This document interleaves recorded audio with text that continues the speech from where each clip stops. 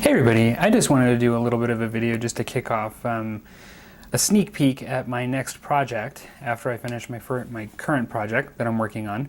I'm getting ready to get bases on some of my Minden miniatures that I'm using for French-Indian War. Now, it's been years, but I've actually showcased Minden miniatures in the past and showed them up close and talked a bit about them on my initial inspection. For those of you that are interested in seeing that video and some close-up shots, and just getting really in-depth looking at the miniatures close-up, I'm going to just put a link in the description, and also I'll put an end video on there to pop up at the end if you're interested in seeing that. But last August, I was looking at doing yet another project. I was looking at doing the Adeptus Titanicus, and I kind of thought to myself, you know, I haven't been played as much Sharps practice as much as I'd like to, and I really would like to just maybe invest more into my French-Indian War stuff. It's sort of my #1 collection that I have as far as miniatures and terrain and things, and I'd like to keep that going. And really, there are a lot of great brands out there for both French-Indian War, American War of Independence.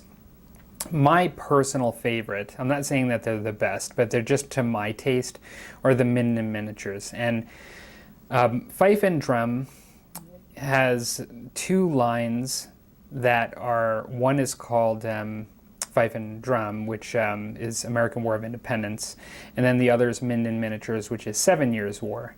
Now, I'm very much interested in the French-Indian War, and the French-Indian War, to my mind, in many respects, from a uniform perspective, follows suit after the 7 Years' War, because it essentially happened at the same time, just in North America instead of Europe. And so I really have enjoyed adapting and using the 7 Year War miniatures in 28mm from Minden Miniatures.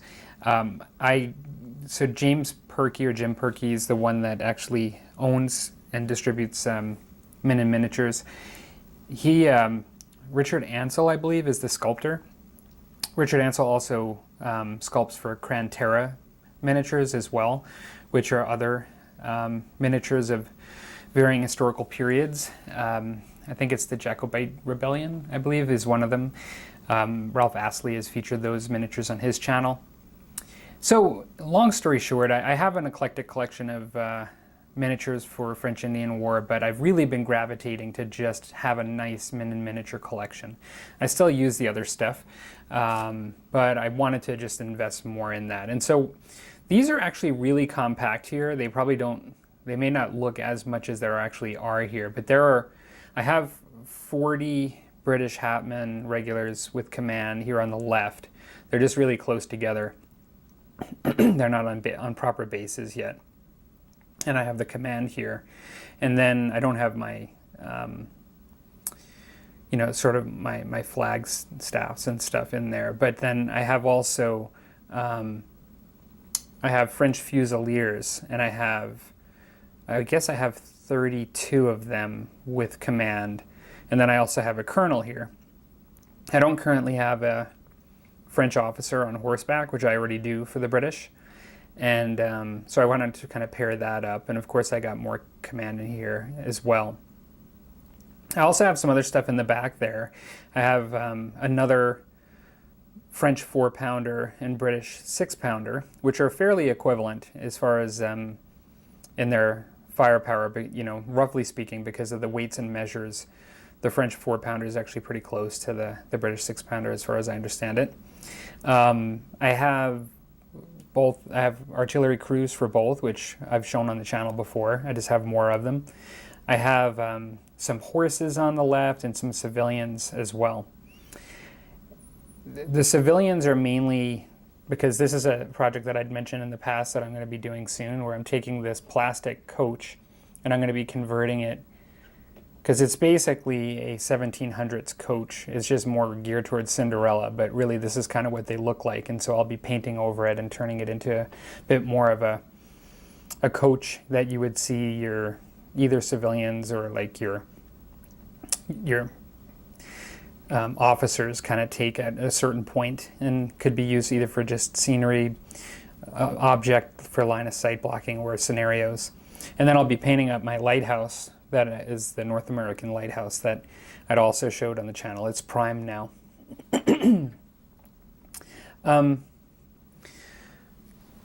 One of the things that for those of you that have not had a chance to see that video in the past, I mean, one of the reasons why I really like the Minden miniatures, and I'm just going to sort of zoom in here a little bit.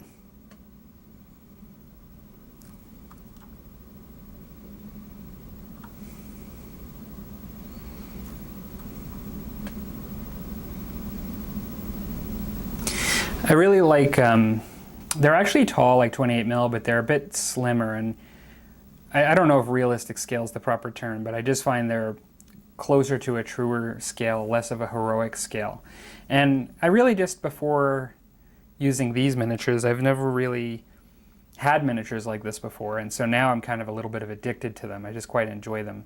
I really look forward to painting them, and it's kind of why I'm just using them for this collection.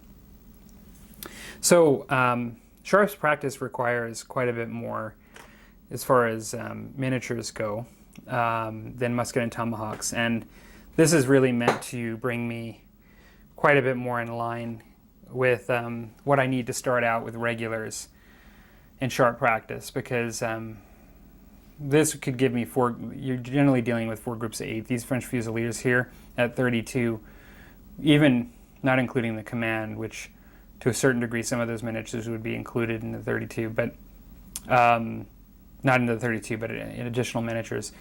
They go in groups of 8, and so you have 4 groups of 8. You can, with a group of 3 formations of 8 or 4, you can definitely do some different maneuvers, you know, large battle kind of maneuvers, as opposed to in musket and tomahawks that kind of stuff doesn't really exist, and so you don't really need that. Really, in musket and tomahawks, just firing line. You're dealing with smaller altercations and forming up into a firing line, but nothing like major. Now, on the left, or I should say on the British that I just showed, I actually ordered 32 for them as well. I didn't really order different amounts, but Jim over at Minden Miniatures is quite a gentleman and really generous. I don't really expect this kind of generosity when I place an order. I expect really just to get what I paid for, but you know, he just had concerns that, you know, some of the bayonets could end up bending and shipping, and so he actually sent me an extra pack of 8 British, which was really nice, and so I'll end up most likely getting another 8 French just to keep them even, so it's kind of funny how that works out, that I'm going to end up spending more because of his generosity, which is kind of funny. But I really do appreciate that in case some of them did break. I did not have one bayonet get damaged. The packaging was just amazing. And so really quite pleased with Jim over at Fife and Drum and just the whole buying experience. One of the things I'll just say, there's a tiny bit of flash, but if you see that video that I showed before, there really isn't hardly any flash or mold lines on these miniatures. It's quite amazing as to the quality of these casts. They're really quite good. This guy's not glued on here yet, but another thing that was really nice is for the coach that I'm doing there, I'm potentially doing 2 of them, probably one for the British, one for the French, with just 2 horses on each side. I asked him just a question about standing horses as opposed to moving horses, like as far as the sculpts, and you know, he asked me what I wanted, and when he checked, he didn't quite have exactly what I wanted, and so not only was he helpful in telling me what other potential companies have as far as options for the type of horse I was looking for, as far as like standing. This is a while ago, it was August, so I don't quite remember, but he actually gave me 4 free horses, which is really generous.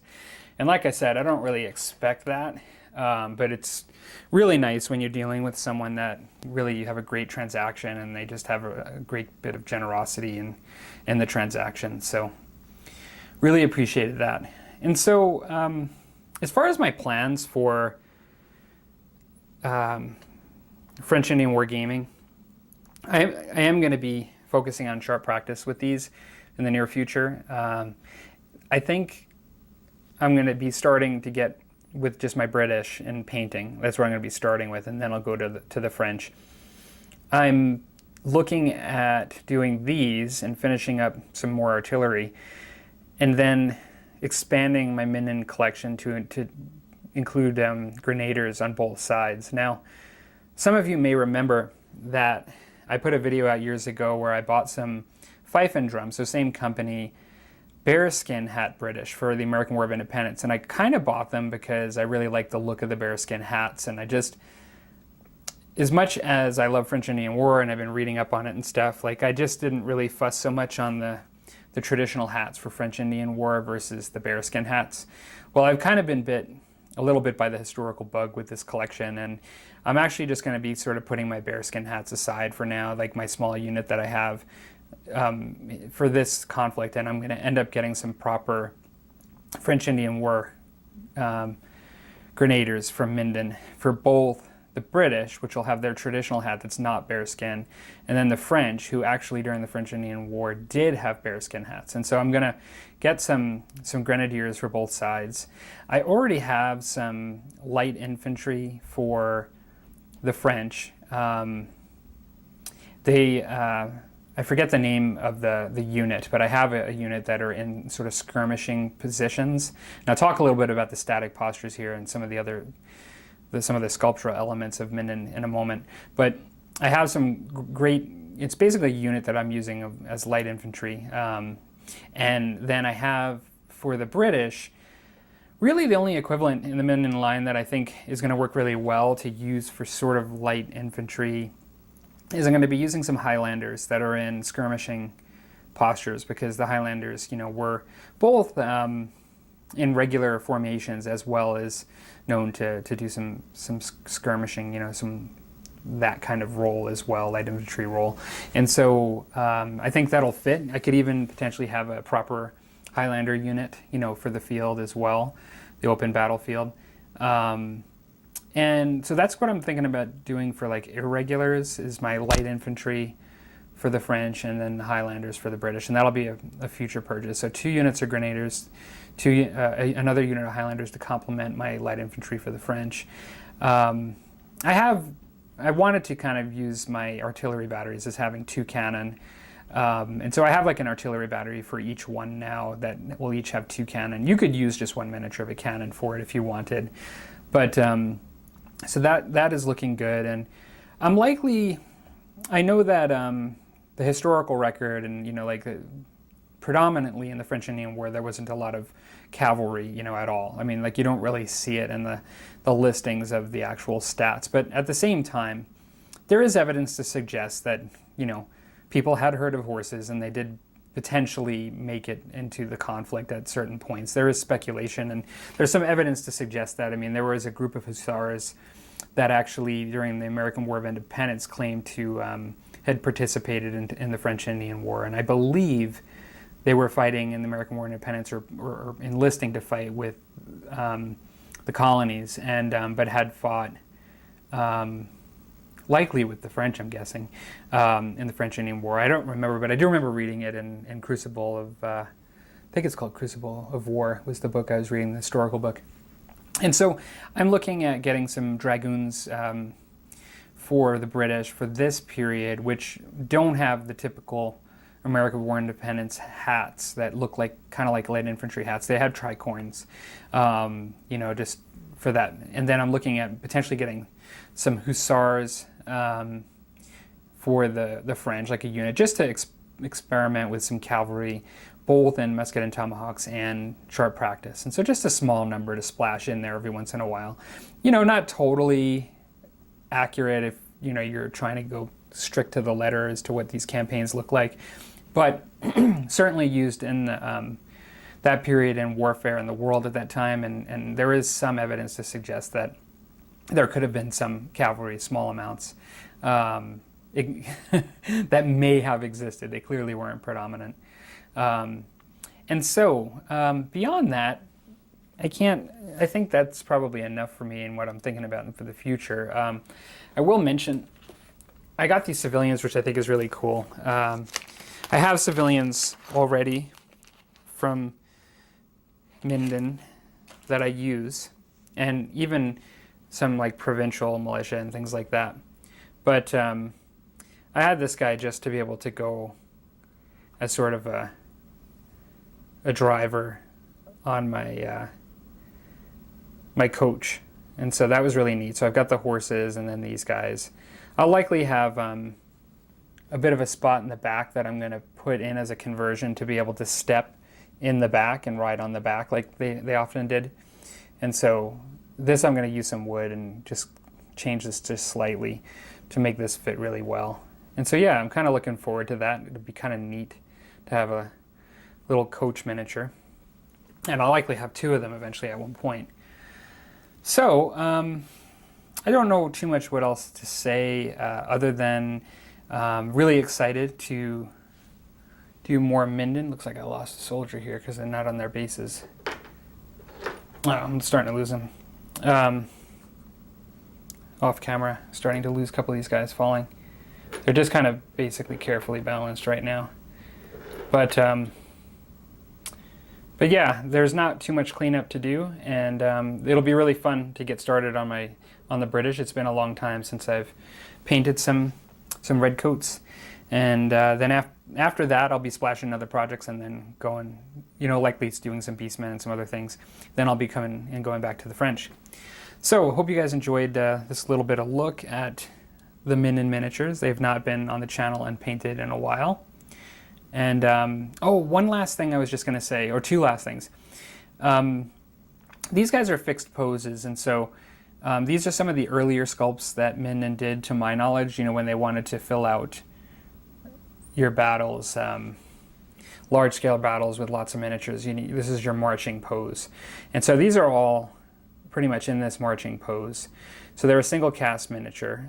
They really look great. Like I never bought these yet. I kind of did go to some of the more dynamic poses that they had initially, like when I got those kind of light infantry that I'm using miniatures for the French. They're in all different poses. I mean, when I say all different, there's like between 4 to 6 different variations.